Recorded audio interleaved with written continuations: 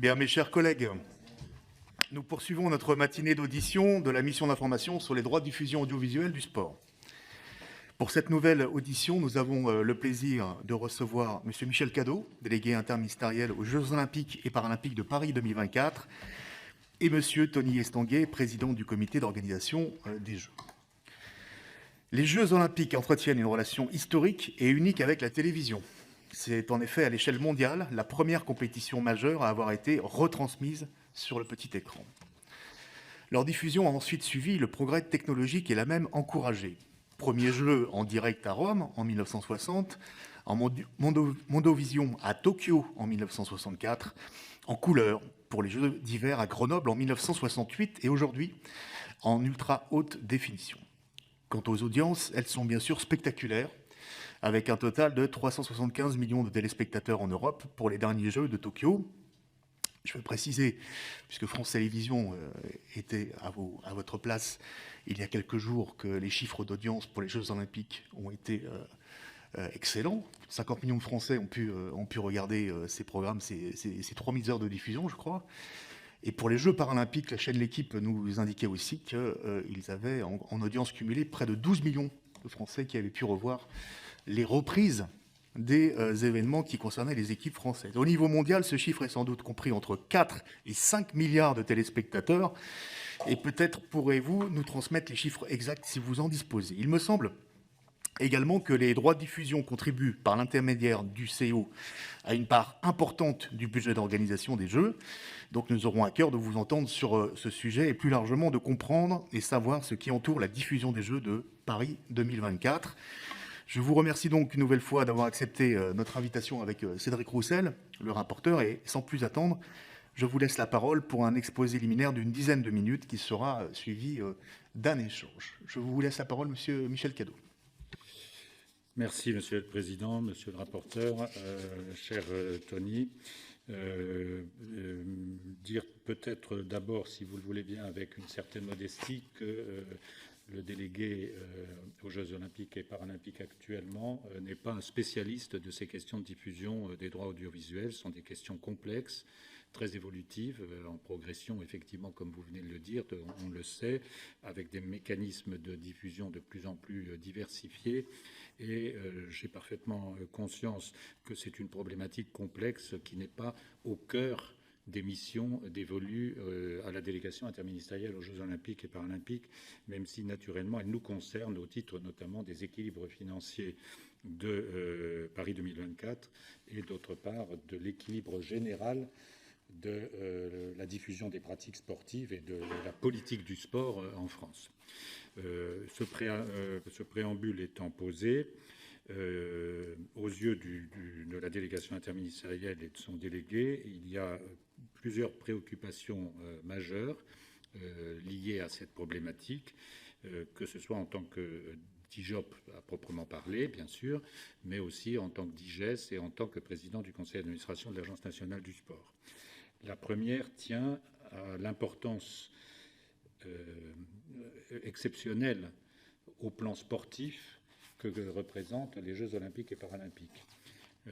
C'est la vitrine de la diversité des pratiques sportives et de la diversité de l'ensemble des sports qui est offerte finalement à une visibilité par une visibilité audiovisuelle et par tous les moyens de diffusion, une fois tous les 4 ans. C'est tout à fait rare. Cela permet effectivement aux Français et aux téléspectateurs en général d'avoir, par cette diffusion en clair possible et par une diffusion réellement accessible, une connaissance des pratiques sportives, d'un certain nombre de pratiques qui aujourd'hui n'ont pas véritablement droit de citer dans les médias et dans les médias audiovisuels. On peut penser à l'aviron, à des pratiques relativement fréquentes, mais aussi à des sports qui aujourd'hui sont émergents, comme les sports urbains par exemple. Donc c'est un enjeu de ce point de vue essentiel pour le rythme de développement et de déploiement de la diversité des pratiques du sport en France.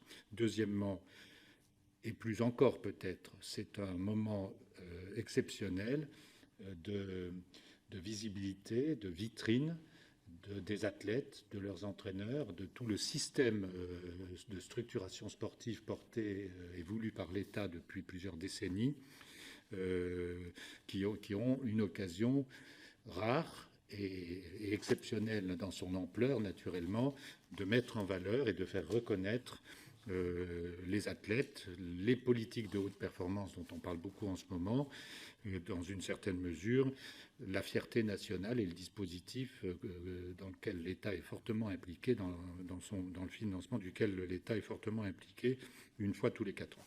Donc dans cette priorité, et compte tenu de cette importance des Jeux, et parce qu'ils se déroulent encore davantage, parce qu'ils se déroulent en France en 2024, la nécessité d'un accès en clair, réellement accessible, c'est-à-dire proportionné, sinon gratuit, proportionné en tout cas au coût de production de l'événement et à la réalité complexe de l'équilibre économique du système du fait du nombre d'auditeurs, est un enjeu majeur. Et pour tout dire, cela conduit évidemment à se préoccuper des conditions de diffusion des Jeux paralympiques en bloc pour l'ensemble des pratiques sportives, puisqu'ils ne sont pas aujourd'hui dans une obligation d'ouverture du principe d'exclusivité dans le décret des grands événements d'importance majeure, et en tout cas de la solution qui peut être trouvée pour valoriser certaines des pratiques paralympiques. Et j'insiste encore pour la nécessité, je pense évidemment que, puisque ça n'a pas été mis dans le décret, il y aura un appel d'offres de Paris 2024 prochainement, je peux l'imaginer, je crois le savoir en fait, et que ça pourra conduire à un choix d'opérateurs évidemment, mais dans des conditions de financement qui doivent être tout de même adaptées pour que France TV par exemple puisse le diffuser dans des conditions satisfaisantes. Et on voit bien que derrière tout cela, on pose tout de suite le sujet, la question de la publicité après 20 heures notamment, ou d'autres conditions de financement dans le cadre des conventions de service public sur les chaînes publiques, ou tout simplement d'équilibre pour les autres diffuseurs en clair. Ça, c'est le premier sujet. C'est un moment exceptionnel, les Jeux. Il ne faut pas le rater. Et il y a besoin sur ce volet-là, certainement, d'un certain nombre de choix qui, pour le moment, n'ont pas été très directement formalisés dans une politique publique, pour être parfaitement transparent sur ce point. Deuxième point de ma part, deuxième sujet, deuxième préoccupation, c'est évidemment l'incidence que peuvent avoir les Jeux olympiques et paralympiques par leur ampleur sur le déroulement des politiques sportives des fédérales, notamment dans la durée, et donc tout particulièrement dans la préparation des Jeux avec les grands événements sportifs internationaux qui vont être financés et localisés en France pour permettre de préparer l'événement Jeux dans notre pays. Et de ce point de vue, la DIGES et la DIJOP sont attentives à ce qu'un certain nombre de disciplines soient retenues, puissent dérouler un grand événement mondial en France avant 2024, en 2022 ou 2023, avec des financements et une bonne livraison de ces GESI. Et là aussi, compte tenu des coûts de production, de diffusion, se pose le problème de leur inscription dans l'exemption au principe éventuel d'exclusivité. Je pense bien sûr au rugby, qui d'un certain point de vue est un test event, même puisqu'il relève finalement du niveau olympique de fait. Et si Claude Haché n'avait pas décidé de lancer un appel d'offres, la diffusion en clair n'était pas du tout garantie. Elle aurait pu être tout simplement réservée aux seules plateformes spécialisées, avec ce que ça implique de coûts ou de tentation de passer outre par des systèmes qui se développent de plus en plus de piratage. Voilà, je pense pour résumer que sur ces deux enjeux, que ce soit pour les GESI avant, puis ensuite et en prolongation des Jeux, ou pendant du fait même des Jeux, les priorités qui mériteraient une réflexion dans l'évolution du décret d'importance majeure portent quand même sur des sujets de visibilité du sport féminin, de visibilité évidemment du sport paralympique, compte tenu du fait qu'on sent un intérêt croissant, mais qu'il reste néanmoins beaucoup moins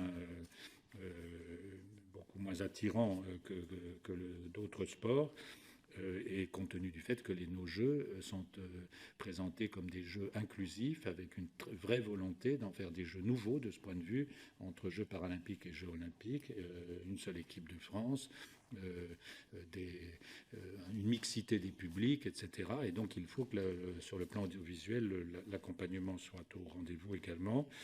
Je pense aussi important d'évoquer la question de la diffusion des jeux dans les fan zones, dans les live sites, sujet qui ne pose pas de problème en termes général, mais qui n'est pas sécurisé aujourd'hui en termes de gratuité de cette diffusion. C'est généralement accordé, ce n'est pas une règle, et on peut très bien se trouver dans une situation où évidemment les droits soient à ce moment-là exigés, ce qui poserait des problèmes pour une diffusion populaire qui est là aussi dans la logique d'organisation des Jeux olympiques et paralympiques 2024. Donc il me semble que sur ce point-là, et notamment c'est un sujet qui a été évoqué par l'association qui a été constituée pour préparer les Jeux et les grands événements autour de 2024 et que préside Mathieu Hanotin, dont j'ai reçu les représentants et tous les représentants de toutes les villes hautes il y a quelques jours, et qui ont exprimé leur souhait de sécurisation, évidemment, de l'organisation de ces événements, y compris d'ailleurs en termes sécuritaires, qui est un autre sujet, mais bien entendu en termes premiers de capacité de diffusion ouverte, ce qui me semble aller dans l'esprit actuel des discussions avec les JO, mais qui n'est pas sécurisé et qui peut-être pourrait l'être comme un héritage de cette manifestation des Jeux. Voilà les quelques points que je suis en mesure d'évoquer quant à l'action tenue par la DIJOP sur ces sujets, sachant qu'il relève aussi sans doute dans la gestion de la relation avec France TV du contrat passé avec la ministre de la Culture, évidemment, et plus généralement d'une politique de maîtrise de ce dispositif de diffusion audiovisuelle, qui est un dispositif extrêmement évolutif et au modèle économique complexe et, pour tout dire, assez peu lisible pour la mission qui m'est assumée pour la seule période de préparation des Jeux. Merci, monsieur le délégué interministériel. Je vais tout de suite passer la parole à Tony Estanguet, président du COJO. Merci beaucoup, monsieur le député, monsieur le rapporteur, cher Michel. Alors, de mon côté, donc déjà merci pour cette opportunité d'audition. C'est pas la première et c'est bien qu'on puisse continuer effectivement à travailler ensemble à la réussite des Jeux et à l'impact que ces Jeux vont apporter aussi à notre pays. Alors, ça a été dit, j'y reviens en deux mots, mais effectivement, les Jeux de cet été ont démontré, malgré un contexte sanitaire quand même très difficile et très compliqué, un vrai retentissement, puisque vous l'avez dit, 9 Français sur 10 ont regardé les Jeux olympiques de Tokyo. C'était entre guillemets aussi un vrai message d'espoir, de démontrer à quel point cet événement majeur apporte, malgré un contexte, une vraie bouffée d'oxygène. Je crois qu'on a besoin dans notre société de ces moments de respiration, de ces moments qui fédèrent et ces moments extrêmement positifs. Donc les retombées ont été plutôt excellentes, tant pour les Jeux olympiques que pour les Jeux paralympiques auprès de nos concitoyens, avec une vraie proximité, je crois, entre les Français et leurs athlètes, leur équipe de France, qui nous a fait rêver à l'occasion de ces Jeux une nouvelle fois. Alors les Jeux, c'est un événement majeur parce que c'est vrai qu'il est hors norme dans toutes ses caractéristiques, 15 000 athlètes, 32 sports olympiques, 22 sports paralympiques. On est à peu près à 769 épreuves de compétition organisées quand on fait l'addition des épreuves olympiques et paralympiques. Et puis, je crois que ça représente à l'échelle mondiale 100 000 heures de diffusion télévisuelle et comme vous l'avez dit, entre 4 et 5 milliards de téléspectateurs. Donc c'est un vrai défi déjà de diffuser un tel événement avec cette ampleur. Alors quelques mots peut-être sur les procédures de gestion des droits de diffusion de ces deux événements qui sont très spécifiques et très différentes dans les deux événements. D'abord, quelques mots peut-être sur les Jeux Olympiques et vous dire que la procédure d'attribution des droits de diffusion est de la responsabilité exclusive du CIO, le comité d'organisation des Jeux de Paris 2024, mais c'était le cas sur les autres éditions des Jeux, ne joue aucun rôle dans l'attribution de ces droits télévisés sur les Jeux Olympiques.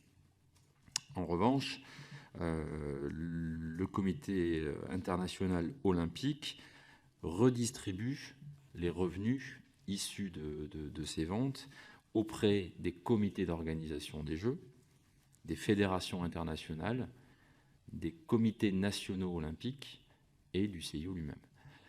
92% sont reversés, redistribués à l'ensemble de ces acteurs et 8% restent au sein du CIO pour assurer son fonctionnement interne Olympiade après Olympiade. La part que perçoit Paris 2024 sur la redistribution de ces droits télé est de 20% de notre budget, puisqu'on va percevoir, nous, 750 millions d'euros de la part du CIO. Alors, je me méfie un tout petit peu parce que c'est des dollars. À la base, c'est 855 millions de dollars, très précisément, mais ça fait 750 millions d'euros qui seront perçus par Paris 2024 à ce titre des droits télévisés sur la part de 1,2 milliard au total du CIO. Et en fait, ce qui est intéressant aussi à dire, parce que on pourra y revenir par la suite, mais le CIO, en plus, finance la production de ces images télévisuelles. Donc, il nous reverse 750 millions d'euros et en plus, il prend à sa charge la production des Jeux Olympiques, mais pas des Jeux Paralympiques. Donc, on y reviendra dans un instant. Donc, cette notion de redistribution, elle est centrale pour le mouvement olympique parce que je peux donner un autre exemple avec ma casquette d'ancien vice-président de la Fédération internationale de canoë-kayak. Une fédération olympique, celle du canoë-kayak, est financée à près de 90% par les revenus du CIO. Donc, encore une fois, cet argent, cette manne financière levée grâce aux Jeux Olympiques, plusieurs milliards de dollars, elle est redistribuée, elle est reversée, tant pour les comités d'organisation, encore une fois, c'est 20% de notre budget qui est vraiment apporté grâce à ces droits télé, mais c'est aussi pour le mode de financement des fédérations internationales, toutes les fédérations internationales qui reposent énormément sur ce modèle économique, mais aussi des comités nationaux olympiques.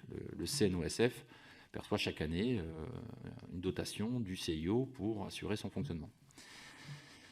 En ce qui concerne les Jeux paralympiques, l'approche est différente. Le comité international paralympique, il agit comme un agent pour vendre au nom du comité d'organisation des Jeux olympiques et paralympiques de Paris 2024 les droits de diffusion sur les différents territoires. Donc on a un accord entre Paris 2024 et le comité paralympique international qui a été signé d'ailleurs en novembre 2020, qui fixe le niveau d'ambition pour la diffusion de ces Jeux paralympiques de Paris 2024. Et donc là, charge au comité d'organisation de Paris 2024 de vendre les droits, de les percevoir en direct. Et l'IPC, donc le comité paralympique international, agit comme un agent pour nous aider dans la levée de fonds de ces droits télévisés des Jeux paralympiques. Sur l'impact, quelques mots quand même sur l'impact de ces événements, encore une fois, pour notre pays et sur les Jeux Olympiques comme sur les Jeux Paralympiques comme moteur de changement.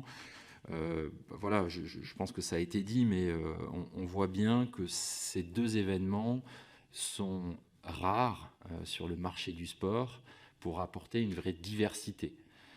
Quand on regarde un peu les différentes études, on se rend compte que 95% des temps d'antenne consacrés au sport sont consacrés à 7 disciplines en dehors des Jeux Olympiques et Paralympiques. Donc c'est bien que tous les 4 ans, on ait effectivement ces deux événements, olympiques et paralympiques, qui assurent une vraie diversité de diffusion de ces pratiques.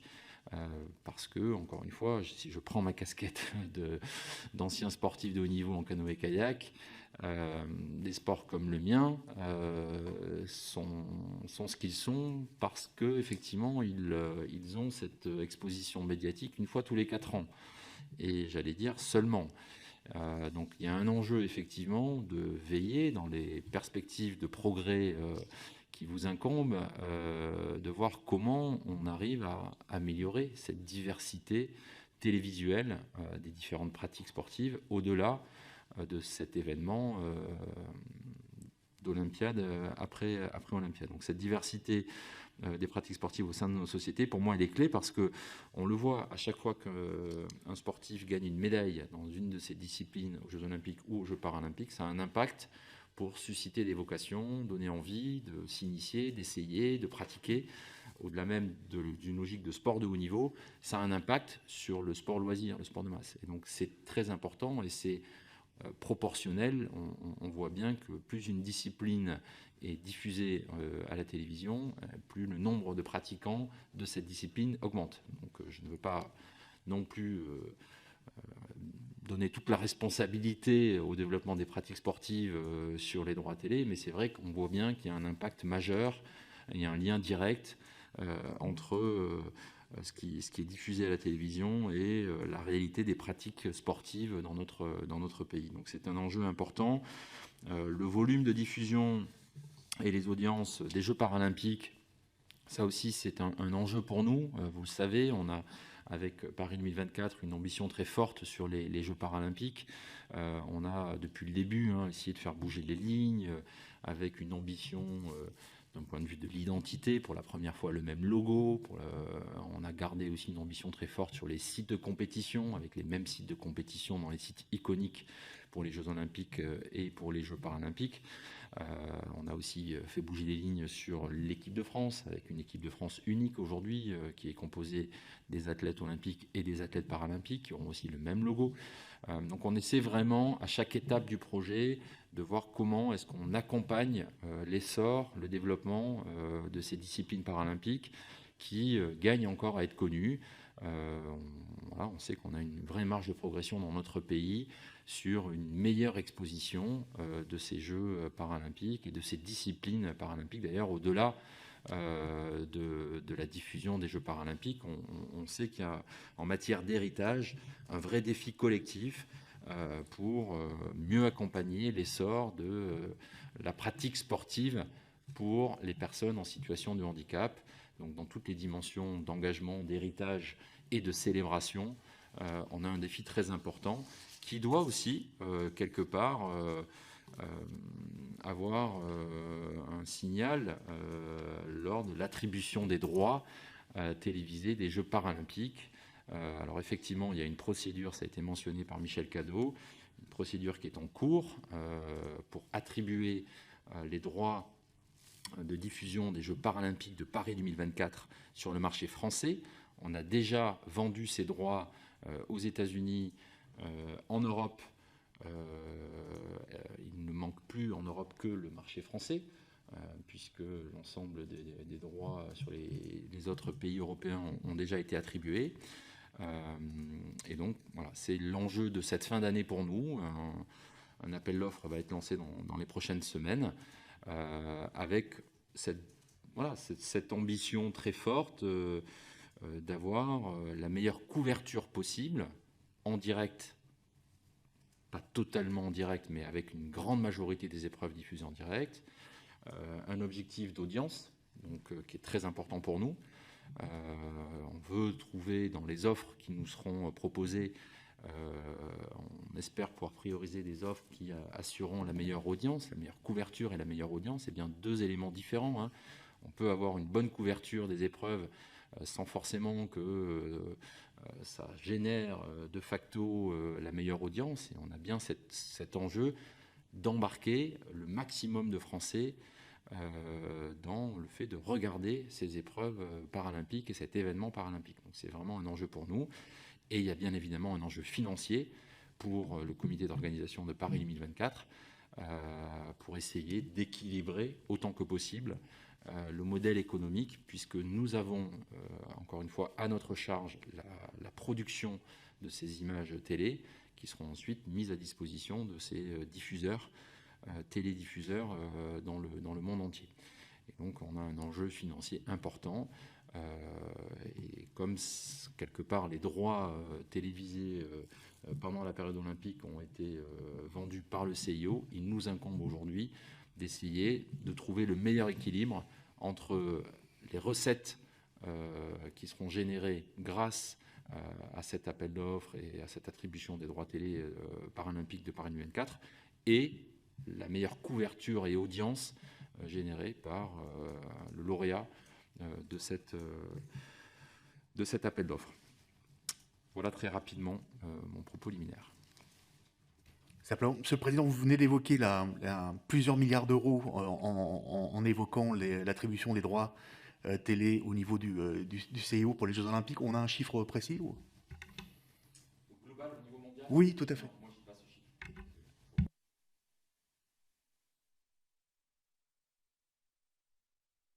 Monsieur le rapporteur. Ok. Merci, messieurs. Allez-y, allez-y. Sur le seul marché américain, alors je ne sais pas si c'est dans ma note un chiffre précis, mais il y a un montant que le CIO avait communiqué sur les droits attribués à NBC sur plusieurs Olympiades. Hein. C'était sur 4 Olympiades, qui étaient de l'ordre de 7 milliards. Tu l'as là ? 5,7 milliards de dollars. Olympiade 2013-2016. 5,7. D'accord. 5,7. C'est énorme, près de 6 milliards. Mais c'est pour qui ça ? Ça, c'est pour les JO. C'est le montant global pour les JO. Ok, moi j'avais 7 milliards en tête. Je suis pas sûr que ce soit ce chiffre-là. Bon, mais donc non, vaut mieux pas. Excusez-moi, vaut mieux pas donner de montant, mais c'est en tous les cas. On ne pourrait pas passer les chiffres. Ouais, on fera passer un chiffre. Si C'était on juste arrive une à le précision. trouver. Hein, rapporteur. Merci. Alors, c'est très intéressant de vous avoir tous les deux, parce qu'effectivement, là, on est sur un... Vous nous expliquez, donc, c'est une mission d'information d'une part, parce que et on est en plein dedans, puisqu'en tout cas, pour ma part, je découvre cette particularité dans la commercialisation des droits. Pas d'une part qu'il y a un particularisme, puisque le CIO centralise la commercialisation des Jeux olympiques, et que vous êtes, en tant que COJO pour Paris 2024, vous allez-vous organiser donc l'appel d'offres pour la diffusion des Jeux paralympiques. Donc, cette mission doit vous intéresser effectivement, puisque elle traite des appels d'offres et malheureusement donc d'un défaut d'un ayant droit pour le coup.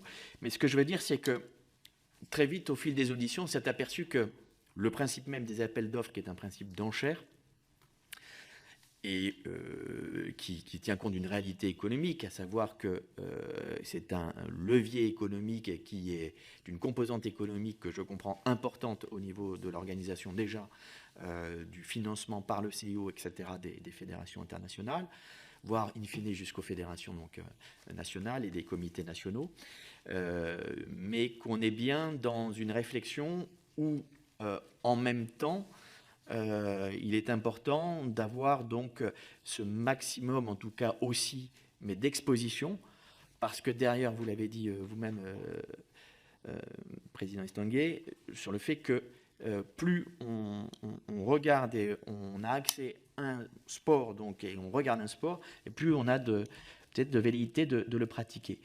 Et avec ce particularisme aussi, vous avez tout à fait raison, c'est qu'en fait, protéger la diffusion des Jeux Olympiques et Paralympiques, c'est protéger quelque part l'exposition de toutes les disciplines sportives. Et ça, c'est un point important et aussi de réflexion dans le cadre de cette étude. Une fois que j'ai dit ça, je regarde aussi, et j'ai cru donc comprendre et voir qu'il y avait un particularisme aussi dans l'appel d'offres du CIO, puisqu'il comprend un lot spécifiquement dédié aux opérateurs en clair. Alors, vous me dites si je me trompe, mais c'est quelque chose qui est intéressant ici. Pourquoi ? Parce qu'il a été question aussi de la nature et de la composition des allotissements, notamment pour j'ai envie de dire, et maximiser donc la valeur, mais aussi maximiser l'exposition. Donc, c'est un choix qui est en plus assez particulier de ce qu'on peut voir des autres formes d'appel d'offres concernant d'autres compétitions, ou en tout cas manifestations sportives. Donc, je comprends la volonté, parce que c'est les valeurs de l'olympisme, cette nécessité du CIO, en tout cas ce point d'intention particulier. Est-ce que vous-même, vous allez vous inspirer peut-être de ce que fait le CIO pour effectivement la commercialisation des Jeux paralympiques, et avec ce lot spécifique donc Oui, merci pour cette question. En fait, effectivement, je trouve que le modèle qu'a réussi à mettre en place le CIO est une vraie référence, parce qu'il arrive d'un côté à générer des revenus très très importants, tout en garantissant un accès et en imposant un accès en clair.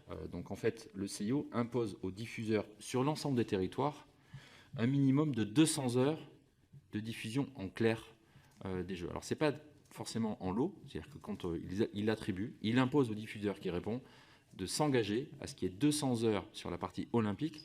Ça fait une moyenne de 11 heures par jour. Donc c'est colossal. Ce sont les rencontres, ce ne sont pas des magazines. Quand on dit 200 heures, ça peut être des magazines ou c'est en clair et en direct. Des compétitions, 200 heures, et c'est 100 heures sur les Jeux d'hiver. Voilà.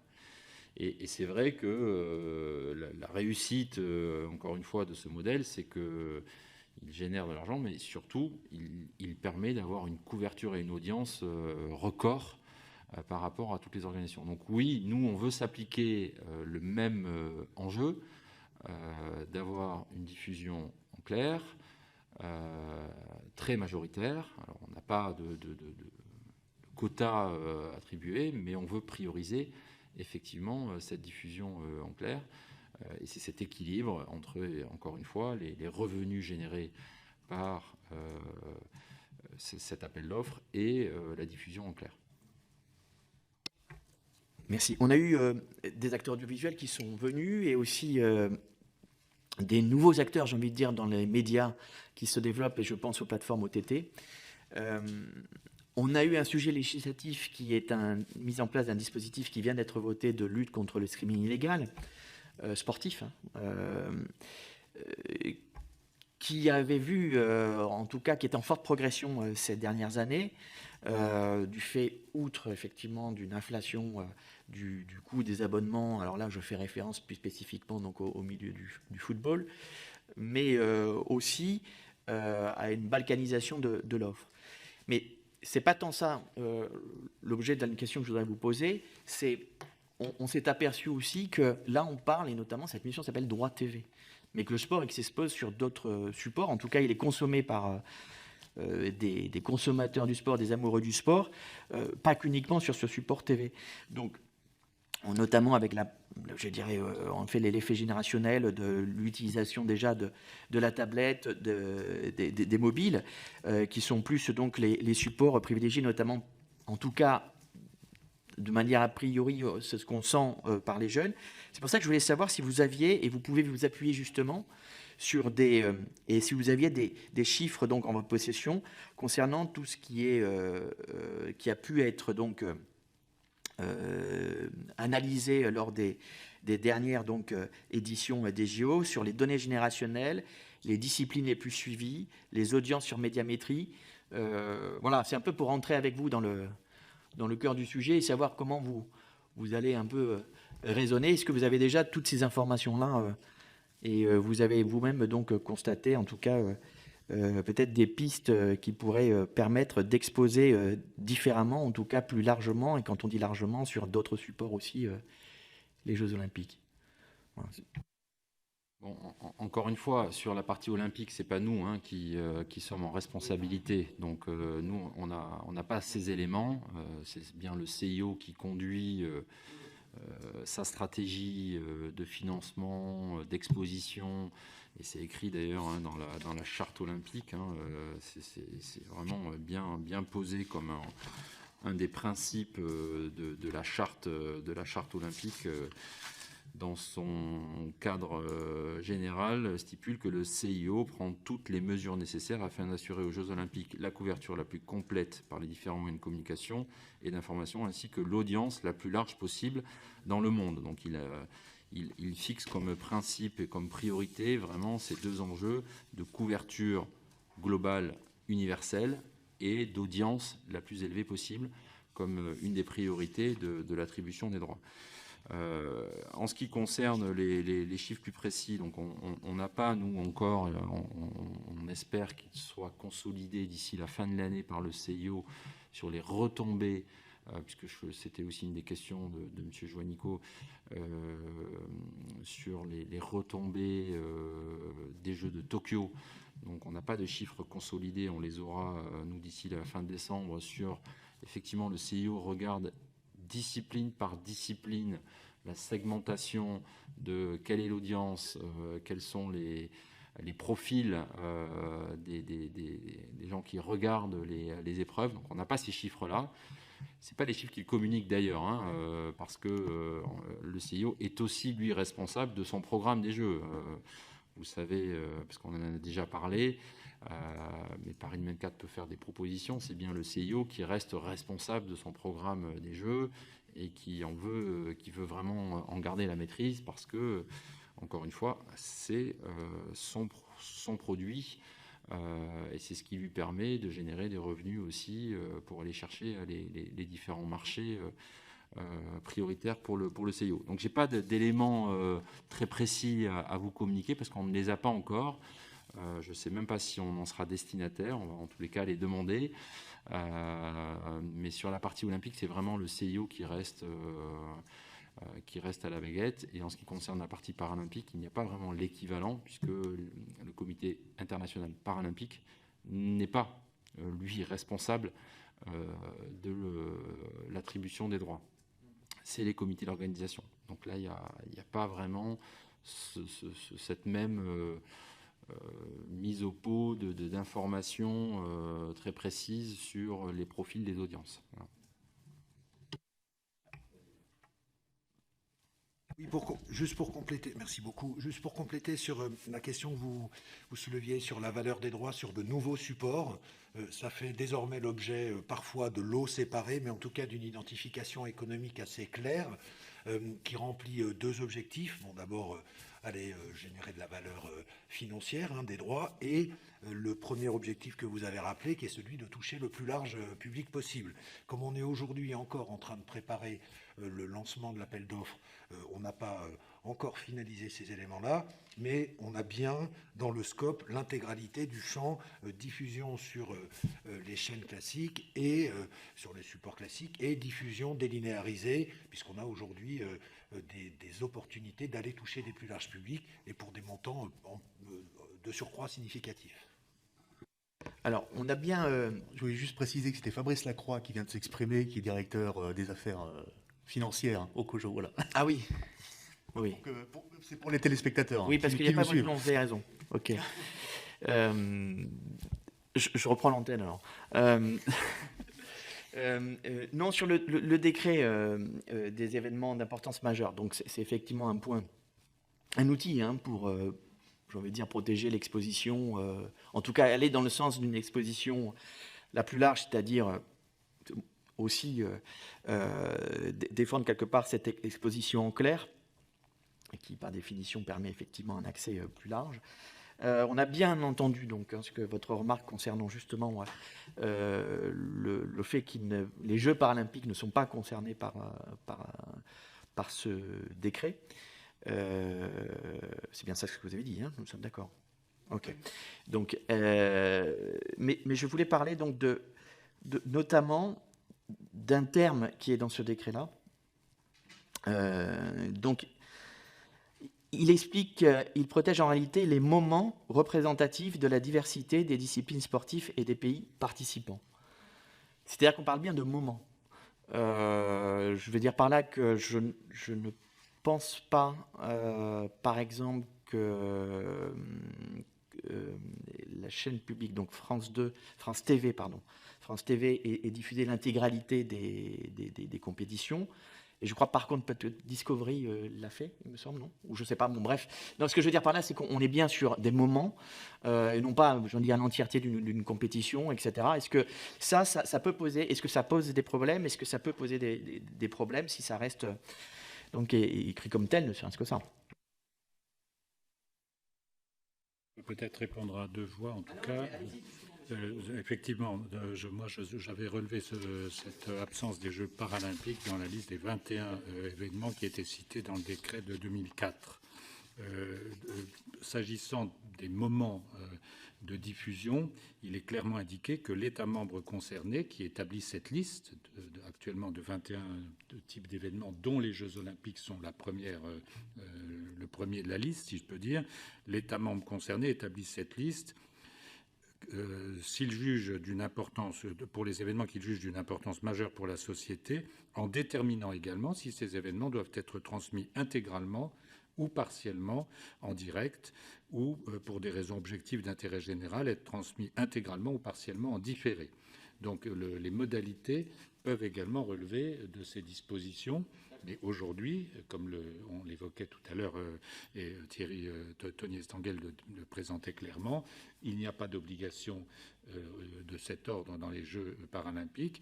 Et il faut que le modèle spécifique là, du COJO sur les Jeux paralympiques trouve son équilibre entre le coût de production de la diffusion audiovisuelle ou sur d'autres médias pour des disciplines qui n'ont pas le même public que d'autres événements, évidemment, d'autres disciplines qui ont un public beaucoup plus important et qui rentabilisent de ce fait beaucoup plus facilement leur diffusion médiatique. Donc voilà, je me permets simplement de rappeler les textes et pour aller jusqu'au bout de cette logique. Aujourd'hui, nous étions sur ce schéma de droit, nous sommes sur ce schéma de droit. Nous avons eu des discussions avec Paris 2024 sur cette question des Jeux paralympiques qui était évidemment un sujet de préoccupation commun et nous considérons qu'à partir du moment où il y a cet appel d'offres qui est en voie de préparation, dont nous ne connaissons pas à la DIJOP encore le détail, mais dont on sera amené sans doute à être informé quand il sera formaté, nous avons considéré que c'était ça la voie de solution, pour être très clair. Mais parce que tout simplement le décret n'avait pas été modifié dans les délais qui auraient permis de l'insérer à ce moment-là dans la liste qu'on vient de rappeler. Et peut-être que pour l'avenir, c'est un sujet qui mériterait de l'être. Il faudrait que ce décret soit modifié dans quel délai, selon vous, monsieur le délégué interministériel, pour que vous puissiez y voir clair, y compris par rapport à l'organisation de... Je n'ai pas entendu la question.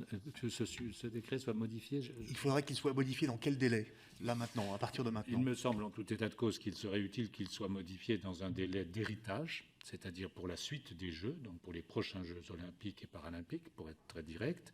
Et je crains qu'aujourd'hui, ce soit un peu difficile, compte tenu d'une démarche déjà engagée sur l'appel d'offres, de l'insérer dans le décret existant. Voilà. La procédure, elle est lancée déjà.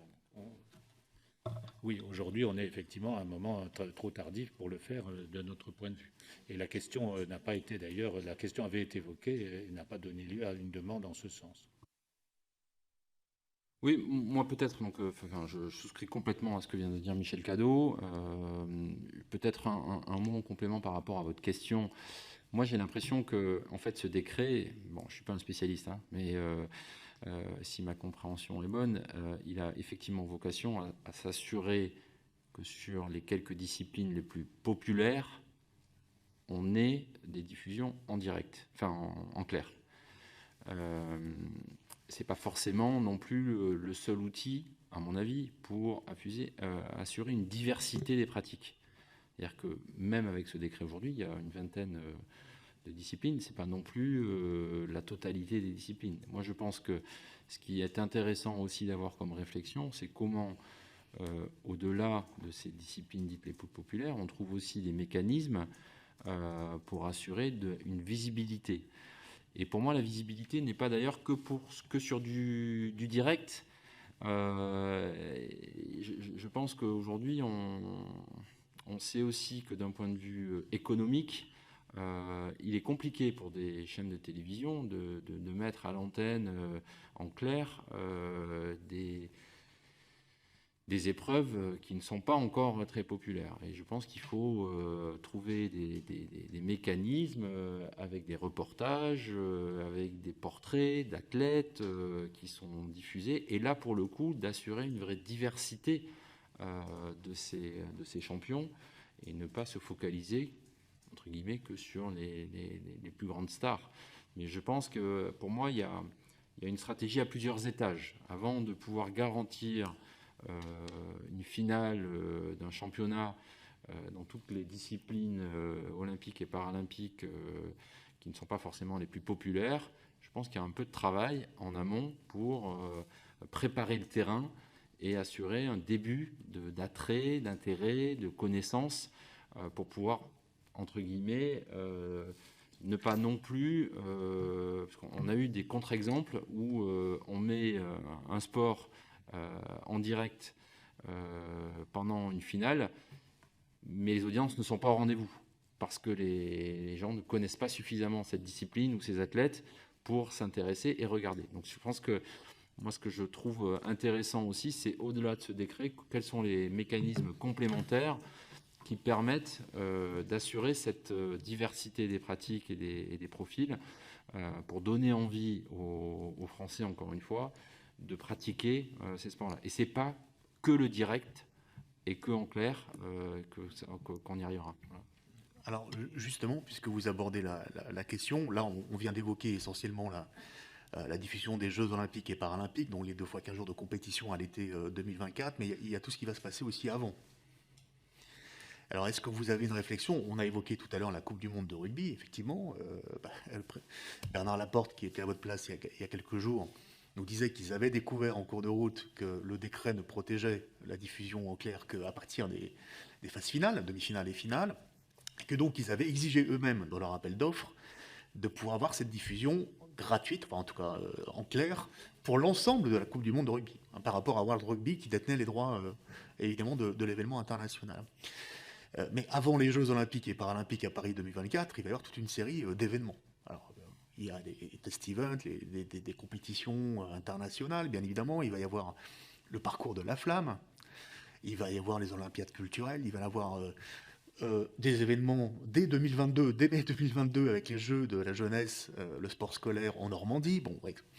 Est-ce que vous avez une réflexion aujourd'hui pour vous dire, effectivement, pour avoir une visibilité la plus complète possible, est-ce qu'on ne pourrait pas faire comme font d'ailleurs un certain nombre de fédérations sportives en ce moment, le football, l'athlétisme, pour ne citer que, mais qui ont des partenariats à la fois avec des chaînes payantes, certes, mais aussi avec des chaînes gratuites, comme l'équipe, pour diffuser un certain nombre de leurs événements, mais aussi avec des plateformes.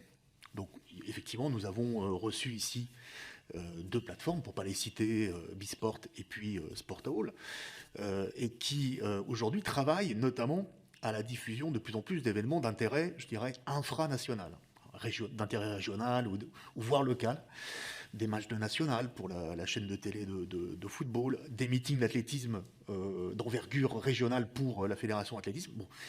Est-ce que vous auriez cette réflexion-là aujourd'hui au niveau du COJO pour vous dire peut-être que pour faire profiter l'ensemble du territoire français de l'héritage avant l'heure des compétitions de l'été 2024, on donne aussi cette visibilité à des événements qui vont avoir lieu sur tout le territoire, qui seront peut-être dans les CPJ, qui seront peut-être dans les villes labellisées terres de jeu ou autres, et passer par ces plateformes qui pourront peut-être assurer une diffusion la maximum.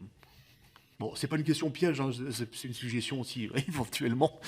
Mais voilà, c'est comme on en a beaucoup parlé avec un certain nombre de ces acteurs-là, je pense que c'était intéressant aussi de vous soumettre. Pour laisser le temps à Anthony Estanguet de bien répondre, puisque la question lui est à juste titre légitimement adressée, je veux aussi indiquer que pour cette période de préparation des Jeux qui vont se dérouler en France, situation tout à fait exceptionnelle, il va y avoir un nombre d'événements, de grands événements préparatoires plus importants qu'en période normale. Et on le sent, et on a un afflux de demandes.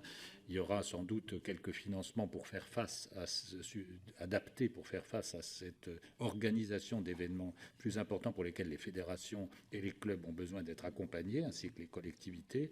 Et je pense que le périmètre dans lequel le questionnement est posé, que ce soit sur des plateformes ou que ce soit par d'autres moyens de valorisation et de mise en visibilité de ces quelques événements qui se tiennent sur notre pays et qui seraient les événements les plus importants de cette liste des événements accompagnés, il faut peut-être se tenir compte du fait qu'ils sont accompagnés financièrement dans leur organisation par l'État et les collectivités. Et donc je pense qu'il y a moyen aussi de limiter le questionnement que vous posez, peut-être à une série d'événements, de grands événements d'envergure internationale qui se tiendront en France d'ici 2024 et dans cette seule priorité, en voyant ceux d'entre eux qui mériteraient peut-être d'être identifiés pour cette politique de meilleure valorisation. Oui, enfin, en complément, nous, donc encore une fois, on a les droits sur l'événement compétition de l'été 2024, olympique et paralympique. On n'a pas des droits concernant toutes les manifestations sportives qui se dérouleront avant, et donc on ne peut pas avoir la main sur la diffusion de potentielles épreuves internationales ou nationales d'ailleurs qui auraient lieu dans les différentes fédérations.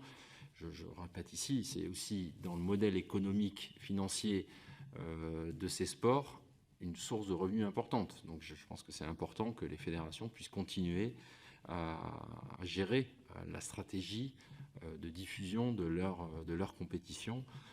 Elles sont les mieux placées pour identifier ce qu'est leur intérêt en matière d'exposition, de notoriété et de revenus financiers. Nous, Paris 2024, on n'a aucune compétence en la matière et on n'a pas vocation à déborder de notre périmètre, à vouloir imposer des contraintes à ces fédérations sportives qui ont besoin, encore une fois, de pouvoir piloter la meilleure exposition télévisuelle de leurs événements en amont des Jeux. En revanche, ce que je recherche, ce que je souhaite, c'est qu'effectivement, dans les 3 prochaines années, on arrive à ce que les télévisions françaises s'intéressent davantage à ces athlètes des équipes de France, olympiques, paralympiques, qui vont préparer ces Jeux, participer à des épreuves internationales ici ou là. Et je souhaite effectivement qu'il y ait le maximum d'épreuves diffusées à la télévision française d'ici 2024. Mais c'est un souhait sur lequel je ne peux malheureusement pas agir auprès des détenteurs de droits. Oui, vous l'avez évoqué d'ailleurs, M. Cadot, au travers de vos propos liminaires où vous parliez de la publicité après 20 heures lors des rencontres et manifestations sportives sur le service public déjà, ce qui appelle à l'idée d'un service public minimum du sport, j'ai envie de dire peut-être. Mais en tout cas, oui, ça ce sont des pistes, parce que c'est vrai que ce décret-là, il fixe des objectifs, il donne des moyens, mais j'ai envie de dire que son efficacité pour avoir, moi, demandé un rapport que je n'ai pas eu, mais un rapport d'évaluation, quand on voit le niveau d'exposition, ne serait-ce qu'en clair, hein, indépendamment du débat chaîne publique, chaîne privée, mais en clair, puisque juste avant vous, président, moi je suis ministre du CSA, nous avait rappelé donc, les chiffres d'exposition du sport en clair.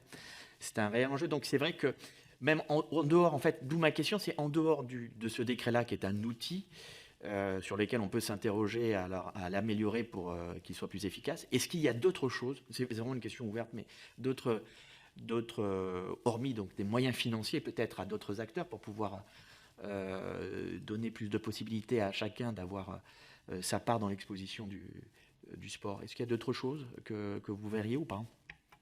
Je ne pensais pas à d'autres idées qu'effectivement un encouragement financier, pas du côté du COJO, je crois que c'est clairement expliqué, il n'y a pas de raison que ce soit dans ce cadre-là. Ça ne peut pas être non plus dans les enveloppes de financement de l'organisation de ces grands événements sportifs qui sont fixés, qui ne sont pas à la hauteur, on parle d'une dizaine de millions d'euros par an, vous le savez sans doute. Peut-être tout de même dans une négociation avec les fédérations, dans une vision interdiscipline, permettant de mieux relier sport professionnel et sport moins pratiqué, et dans les contrats sportifs fédéraux, notamment portés par l'agence, avec un financement un peu partagé, il y a peut-être, avec des partenariats, des solutions à trouver. Mais c'est aujourd'hui une démarche qui n'a pas été véritablement posée. Les outils commence à se mettre en place, notamment l'Agence nationale du sport, de ce point de vue, peut être un des vecteurs de cette mise en relation, mais on n'en est pas là. Voilà. Donc je pense que malheureusement pour ces Jeux de 2024, là encore, on est parti, comme vous le savez, les grands événements, c'est 2022 ou 2023, préparatoire, c'est très court. Tout cela me semble aujourd'hui relever d'une réflexion pour l'avenir, qui mérite d'être posée parce qu'on voit bien qu'il y a un besoin de meilleure appropriation et d'aller par un chemin progressif avec et pas forcément sur tout de suite la diffusion du match, mais d'abord aussi sa préparation, comme le disait le président Estanguet tout à l'heure. Mais je pense que ça mériterait d'être approfondi, oui. Je crois que c'est le moment, en tout cas, d'ouvrir ce sujet. En tout cas, ce qu'on peut dire en regardant toutes ces auditions-là et en écoutant pas mal de fédérations donc différentes, d'ailleurs, qui ont des stratégies différentes, des stratégies audiovisuelles qui sont un peu différentes parce que elles ont des modèles aussi économiques différents. C'est qu'il y a, et ça c'est un peu, moi je suis député de la majorité, je veux dire par là que un des points forts, en tout cas parole politique, était la transition écologique certes, mais aussi numérique. Et on voit que le sport a besoin aussi de réfléchir à une transition, je veux dire, audiovisuelle. Ayant ça, notamment peut-être les fédérations dont vous parliez, Tony Estanguet, qui sont sur des sports plus, je dirais, plus confidentiels. J'ai envie de dire, quand on part de zéro, c'est vrai qu'on est peut-être un peu plus nécessairement, et on est nécessairement plus innovant.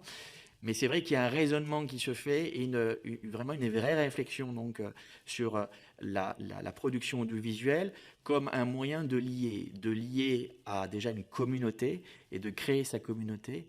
Et c'est peut-être ça, j'ai envie de dire, ce que peut apporter les JO pendant cette période-là d'héritage, en tout cas d'amener jusqu'aux JO, c'est peut-être effectivement d'utiliser la marque Jeux Olympiques pour que cette discipline-là puisse, j'ai envie de dire, fédérer, amener leur communauté aux Jeux Olympiques. Et je pense qu'il y aura besoin d'un soutien, effectivement, en termes de production audiovisuelle, selon les projets construits par les fédérations, puisqu'il y a l'autonomie du mouvement sportif. Mais je crois que c'est, en tout cas, ce qui nous met en avant, c'est qu'il y a besoin d'avoir peut-être des dotations, mais en tout cas des réflexions nécessaires, un accompagnement au niveau de la stratégie audiovisuelle. Je voudrais juste un dernier point. Parce qu'on parle aussi et on réfléchit aussi du fait de plus ou moins de télédépendance ou d'inexistence de monétisation suivant les disciplines, etc., des disciplines sportives. On parle donc de diversification du modèle économique, du financement du sport aussi dans le cadre de cette mission. Et notamment de l'investissement des entreprises dans le sport en France. Est-ce que déjà, alors... Il est vrai que peut-être les Jeux Olympiques, c'est un événement particulier par rapport à d'autres, mais est-ce que, par rapport même aux pratiques que vous avez pu voir par ailleurs à l'organisation d'autres Jeux, il y a des choses, en tout cas des sujets législatifs ou réglementaires sur lesquels on pourrait travailler pour accompagner, en tout cas vers plus d'implication et d'incitation de l'investissement donc, des entreprises dans les événements sportifs, dans le sport d'une manière générale?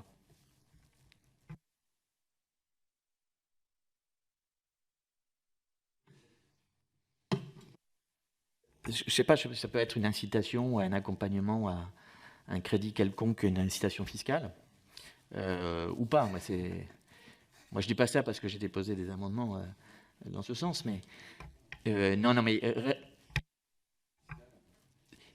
Moi, j'estime ne pas être vraiment le mieux placé pour me prononcer sur la manière dont l'État devrait accompagner ces fédérations et ces détenteurs de droits. Moi, encore une fois, je pense que mon expérience personnelle, pour venir d'un petit sport, fait que on ne peut pas vouloir passer une marche trop importante en voulant avoir en direct sur TF1, France Télévisions, des finales de championnat du monde et de Coupe du Monde tous les week-ends. Ça marche pas. Il faut, à mon avis, avoir une vraie stratégie d'accompagnement qui passe par des étapes intermédiaires de portraits, d'athlètes, d'expliquer un sport. Je trouve que souvent, il vaut mieux un reportage de 3 minutes qui est bien pensé, bien monté, avec la bonne musique, la bonne émotion, plutôt que partir sur du direct de compétition que personne ne connaît, les gens ne connaissent pas les règles. Et je pense que le défi qui nous attend là dans les 3 prochaines années, c'est de trouver effectivement des moyens de mieux faire connaître ces disciplines et ces champions. Je vous donne un dernier exemple par rapport à ça. La meilleure audience des Jeux de Tokyo, en France, c'est le match de Teddy Riner. Pourquoi ? Parce que c'est l'athlète le plus connu. Et que les Français avaient noté dans leur agenda que ce jour-là, il y avait un moment de sport à ne pas rater. Et ça a été la meilleure audience télévisuelle. Donc l'enseignement de cet exemple, c'est que on regarde ce qu'on connaît déjà et ce à quoi on est attaché. Donc l'enjeu, c'est de faire connaître en amont et d'assurer une diversité dans les moyens de communication qui ne repose pas uniquement sur la diffusion en direct des compétitions. Pour moi, il y a un travail en amont à poser en termes de stratégie. j'entends tout à fait. Donc, je comprends dans votre réponse qu'il n'y a pas d'inquiétude, en tout cas, et de difficulté pour vous d'attirer des investisseurs et des partenaires, en fait, entreprises, donc sponsors ou partenaires de l'événement. Mais c'était ça un peu l'intention, parce que, je veux dire, l'intérêt, en tout cas, on a un intérêt partagé avec mon collègue député, c'est de faire en sorte que la France devienne une nation réellement sportive, mais pour ça, il fait que chacun doit apporter sa part. L'État, je pense, en tout cas le fait, quels que soient les gouvernements en place, mais il est vrai qu'il en va aussi de l'autonomie financière des fédérations, et c'est en ça où ma question était plus sur ça, mais c'est pas une question qui a un trait et je comprends tout à fait, vous avez raison, mais en tout cas je comprends de votre réponse qu'en fait que tout va bien au niveau du budget sponsoring, que c'est bouclé et c'est tant mieux. Non, bon, alors donc donc c'est le moment de faire encore un appel entre guillemets aux dons. Juste, je voulais terminer sur quelque chose. Ouais, c'est même pas une question, c'est une information, parce que on est en train de parler depuis tout à l'heure, en fait, de faire adhérer le maximum de gens, en fait, à ce qui nous réunit ici, c'est-à-dire le sport et toutes ses valeurs. Bon, bref, je dis ça tout simplement parce qu'on a une consultation citoyenne qu'on a lancée, qu'on a voulu dans le cadre de cette mission. On va associer le plus grand nombre, justement, et donc, si effectivement vous êtes intéressé par y contribuer, vous pouvez aller en ligne sur le site de l'Assemblée nationale. On n'a rien à y gagner, hein. Donc nous ne sommes pas intéressés au quelconque clic, mais simplement très intéressés d'avoir l'avis des Français et des Françaises, pour lesquels nous faisons tous collectivement quelque chose, en tout cas, et nous sommes tous au service, indirectement et directement, mais pour avoir donc leur idée justement sur l'exposition, la qualité de l'exposition du sport actuellement dans notre pays, sur aussi une forme de son organisation, et peut-être aussi quel modèle sportif on doit défendre demain. Et ça, c'est un sujet notamment en rapport avec ce phénomène du foot, de Super League, etc. Donc voilà, c'est ce que je voulais vous dire. Et vous pouvez, et nous avons besoin de relais d'informations tels que vous. Et c'est bien volontiers que nous vous donnons cette information. Et je vous remercie, messieurs, en tout cas de la qualité de vos réponses. Merci, messieurs. Nous vous libérons. Je sais que vos agendas sont très chargés en cette journée, notamment cet après-midi. Merci beaucoup.